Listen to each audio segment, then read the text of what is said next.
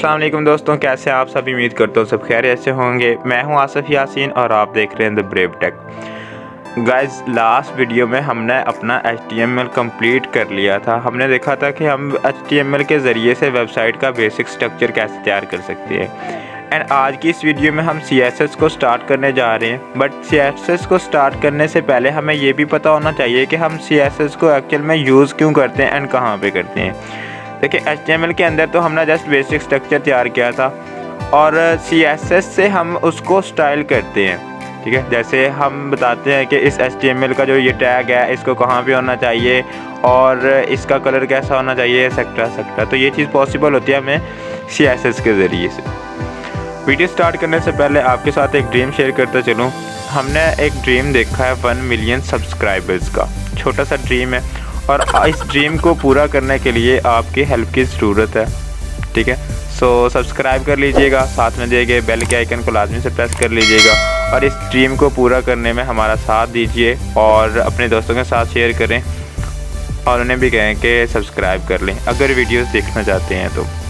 So video को start कर लेते हैं। यहाँ पे देखिए, मैंने अपने PC कंप्यूटर के अंदर मैंने यहाँ पे कोड एडिटर को ओपन किया हुआ है एंड यहाँ पे वही वाला फोल्डर ओपन किया है जो हमने अपने HTML के अंदर यूज़ किया था। ठीक है, एंड यहाँ पे मैंने ब्राउज़र भी यूज़ किया हुआ ओपन किया हुआ है। तो चलिए हम यहाँ पे आके CSS को स्टार्ट करते हैं। देखिए, यहाँ पे मैंने एक फ़ाइल बनाई है CSS1.html के ज़रिए, HTML के नाम से। सो आप ये सोचते होंगे कि हम CSS स्टार्ट करने जा रहे हैं बट HTML की फ़ाइल क्यों, तो फाइल भी CSS की होनी चाहिए थी। लेकिन CSS को इम्प्लीमेंट करने के लिए, CSS को यूज़ करने के लिए हमें HTML की ज़रूरत पड़ती है। ठीक है, कि मस्ट है कि HTML होना चाहिए, देन जब जाके हम CSS को अप्लाई करेंगे। लेकिन जब HTML का कोई टैग ही नहीं होगा, कोई चीज़ ही नहीं होगी HTML की, तो हम स्टाइल किस चीज़ को करेंगे।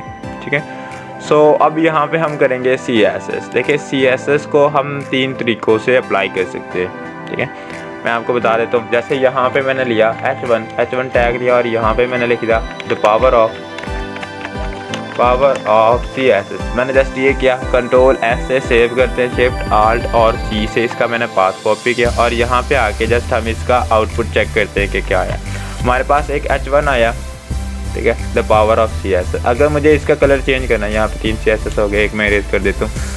तो यहाँ पे मुझे इसका सपोज कलर चेंज करना है, तो वो मेरे पास अब 3 तरीके हैं। ठीक है, 3 वेज है जिसके ज़रिए से मैं CSS को अप्लाई कर सकता हूँ।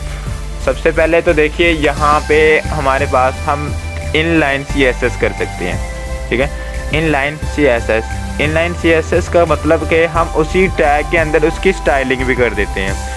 उसी टैग के अंदर हम उसकी स्टाइलिंग भी कर देते हैं। जस्ट करना क्या है कि यहाँ पे आके ओपनिंग टैग में आपको स्टाइल का टैग देना है, स्टाइल का एट्रीब्यूट देना है। जैसे यहाँ पे मैंने कर दिया स्टाइल।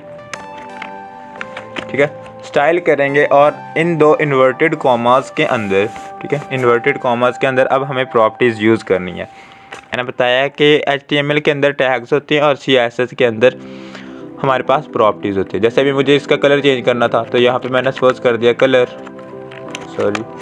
और इसका मैं कर रहा हूँ रेड।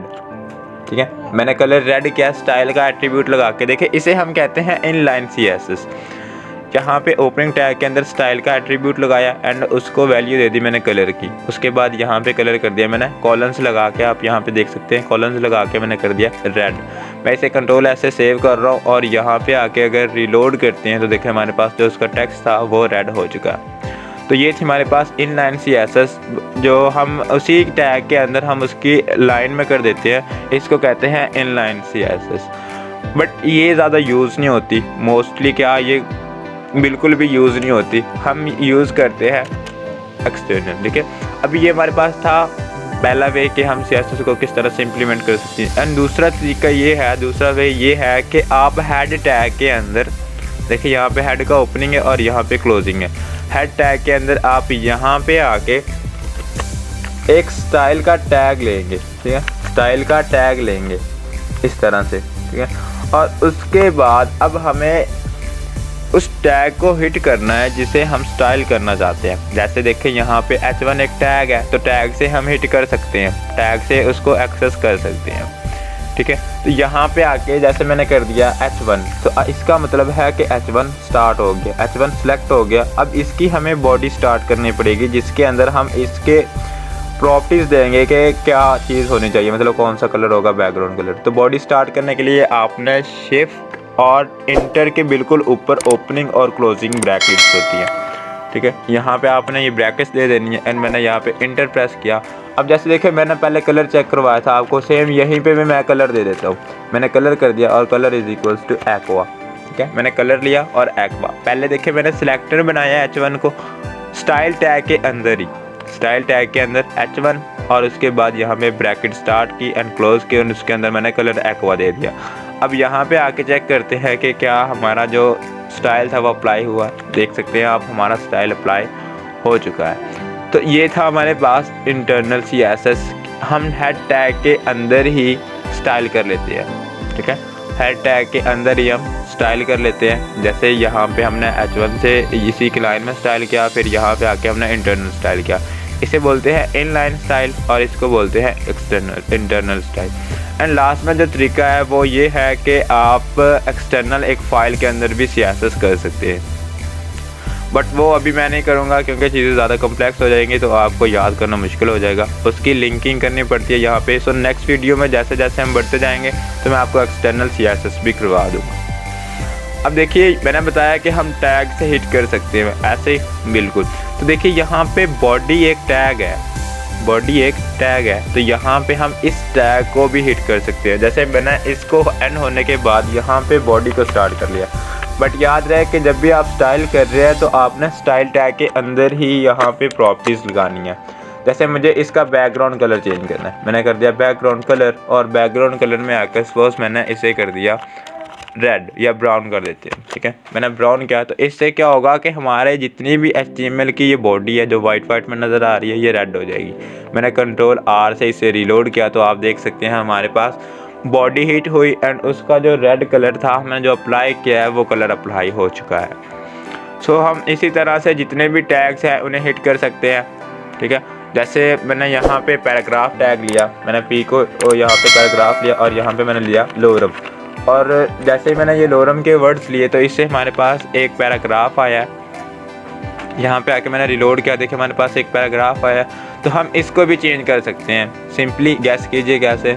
जस्ट टैग का नेम लेना है, यहाँ पे आके मैंने पैराग्राफ का नाम लिया और यहाँ पे आके मैंने इसकी बॉडी स्टार्ट कर दी। सो अब यहाँ पे मैंने सपोज इसका कलर करना था, तो यहाँ पे कलर और यहाँ पे कलर सपोज मैं एक्वा या ब्लू कर देता हूँ, ठीक है। मैंने ब्लू किया, सेव करते हैं एंड सेव करने के बाद यहाँ पे आके रिलोड करते हैं। मैंने यहाँ पे आके रिलोड किया तो आप देखिए हमारे पास जो पैराग्राफ था वो ब्लू हो चुका है। एंड एज इट ही हम जितने चाहे टैग्स जितने भी हमने पढ़े हैं उन सब टैग्स को हम यहाँ पे यूज़ कर सकते हैं, ठीक है। तो यहाँ पे आपको होप इसकी समझ आई होगी कि हमने ये कैसे इम्प्लीमेंट किया और कैसे अप्लाई किया है CSS को। ये हमारी फर्स्ट क्लास थी, वेरी फर्स्ट क्लास थी। सो इस वजह से ये क्लास मैं छोटी सी रख रहा हूँ, तकरीबन 10 मिनट तक की बनेगी, और उसके बाद फिर हम एडिशनल जो एक्स्ट्रा हमारे पास CSS है, एडवांस CSS, उसकी तरफ मूव ऑन करेंगे, ठीक है।